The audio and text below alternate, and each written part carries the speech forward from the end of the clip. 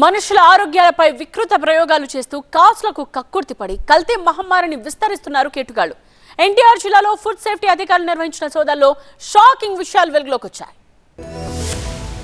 కొందరు వ్యాపారుల కాసుల కక్కుర్తి వినియోగదారులకు ప్రాణ సంకటంగా మారింది. అపరిశుభ్ర వాతావరణం, దీనికి తోడు కుళ్లిపోయిన సరుకులు, అవుట్డేటెడ్ ప్రొడక్ట్స్ ఇవి చాలదన్నట్టుగా అదనంగా హానికర కెమికల్స్, రంగులు ఏం తినాలన్నా ఏం తాగాలన్నా దడపుట్టే పరిస్థితి వచ్చింది. అవుట్ సైడ్ ఫుడ్ తిన్నారంటే అవుట్ అవ్వాల్సిందే అన్నట్టుంది పరిస్థితి.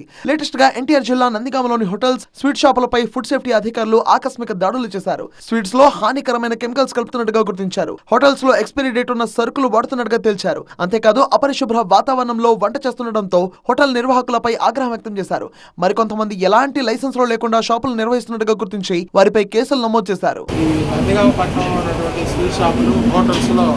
అపరిశుభ్ర పరిసరాల్లో చేస్తున్నారు, క్వాలిటీ కరెక్ట్గా లేదని వచ్చిన ఫిర్యాదు మేరకు ఈరోజు రామలింగేశ్వర స్వీట్ షాప్లో ఫుడ్ లైసెన్స్ లేకుండా వ్యాపారం చేసి కేసు బుక్ చేయడం జరిగింది.